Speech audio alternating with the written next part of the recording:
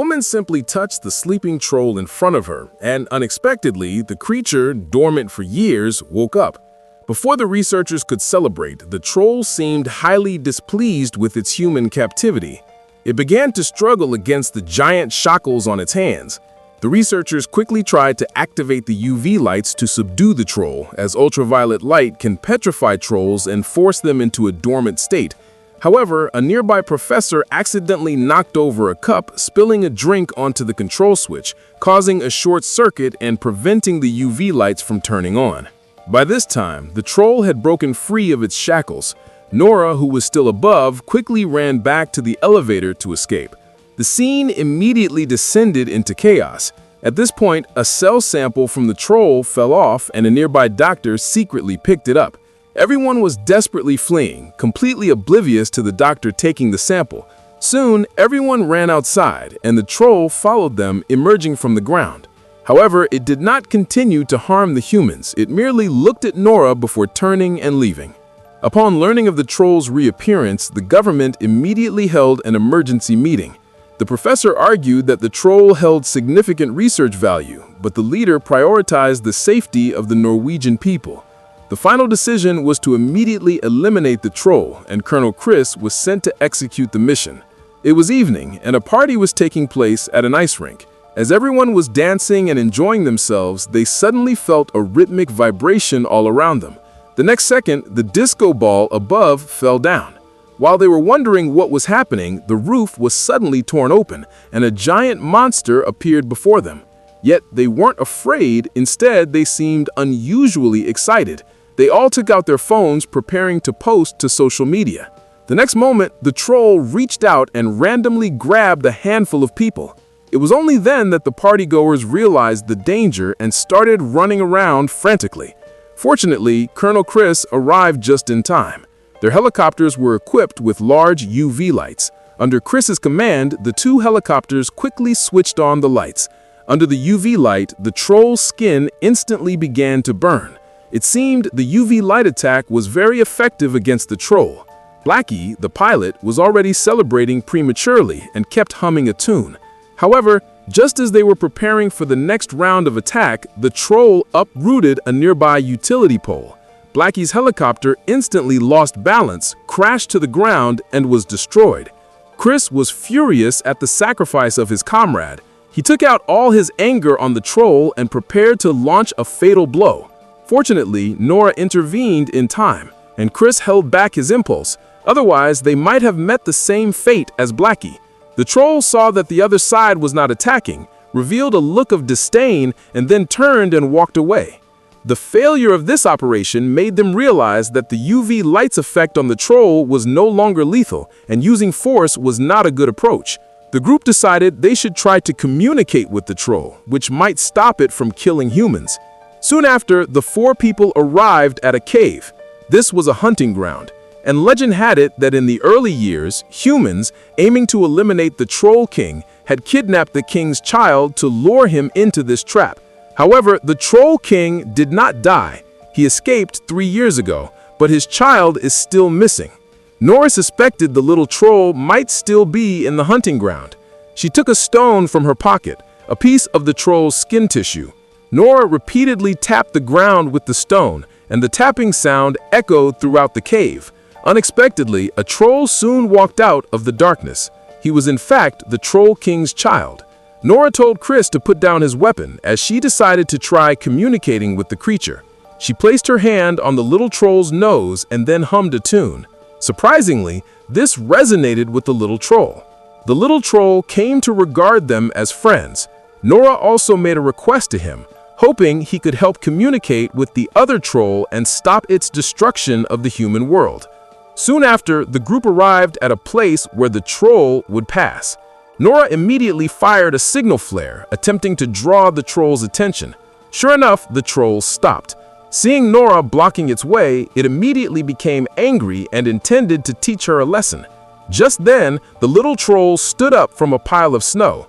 The two trolls had a conversation, but it seemed they couldn't agree. The troll suddenly became enraged, stomping its foot forcefully onto the ice. The little troll fell into the ice hole.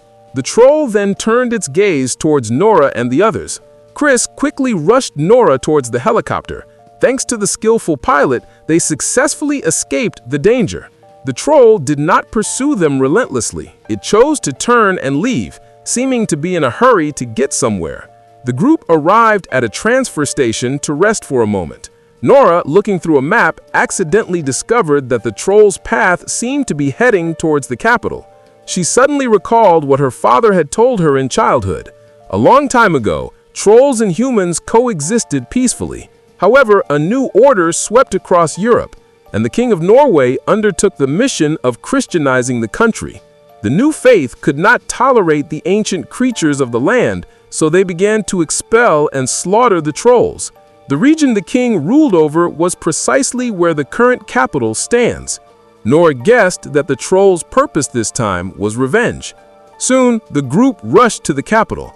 They arrived at an ancient church. This was the king's resting place. They hoped to find some method there to deal with the troll. Guided by the curator May, the group reached the underground chamber where the king was buried. However, an archaeological team had already explored the area and failed to find the king's coffin. May told the four to search for clues themselves. After searching for a while, the group found no clues.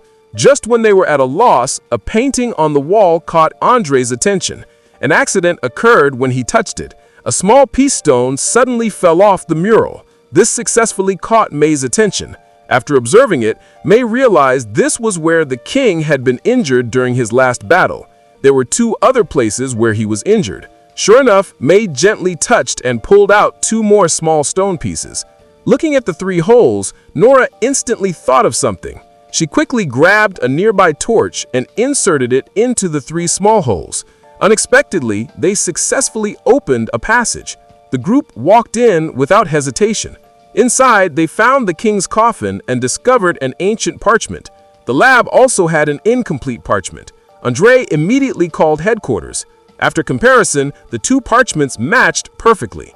Upon translation, they learned the truth. The king never wanted to eliminate the trolls, but rather wanted to provide them with a home. However, the Christian church at the time wanted to continue clearing the trolls to extinction. They ultimately chose to kill the king and rule the country. Although they knew the reason why the troll hated humanity, they still hadn't found a solution to the troll problem. Nora remembered her father telling her that the king's silver sword could pierce a troll.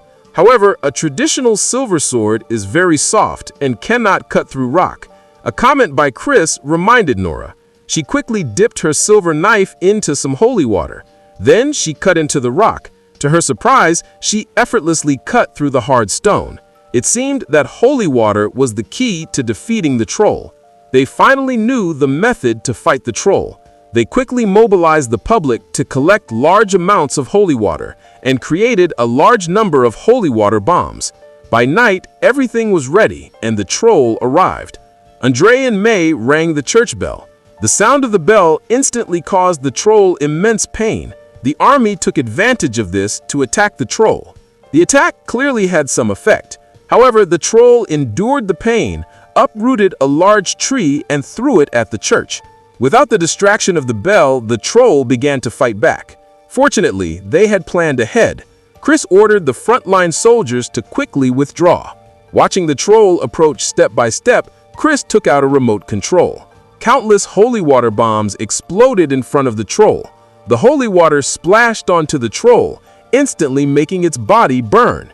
However, this only had a temporary effect. The holy water did not inflict fatal damage. The explosion made the troll very angry. It quickly walked towards Nora and the others. Seeing this, the three had no choice but to flee in a hurry.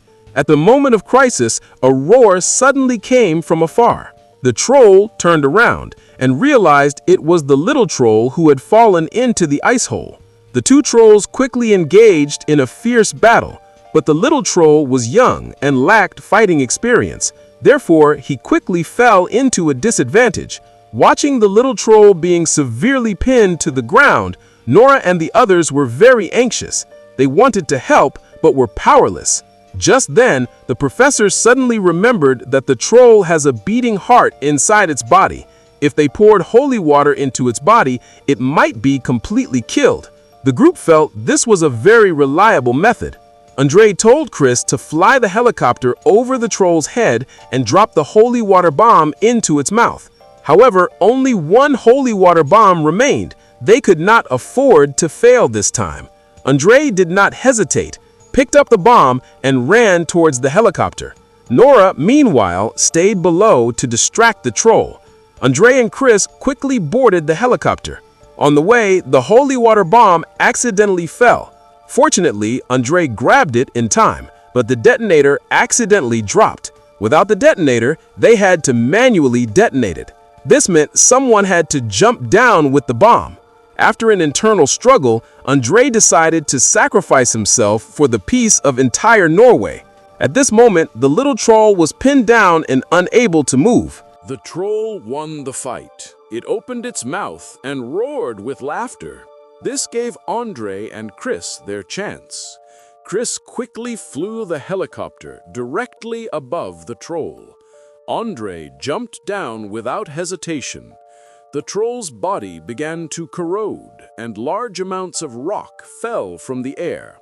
At this point, the little troll successfully got back up. Taking advantage of the other troll's weakened state, the little troll used a move, Black Tiger Steel's Heart, and directly tore out the troll's heart. Having lost its heart, the troll soon fell to the ground and died completely. Andrei's sacrifice saved not only Norway, but the entire Earth. In the end, the Norwegian government provided a home for the little troll, hoping he and humans could continue to coexist peacefully. However, human greed cannot be eliminated. The doctor who previously picked up the sample at the institute secretly cultivated a new troll. It seems the troll story will continue. That concludes today's sharing. Thank you for watching. See you in the next video.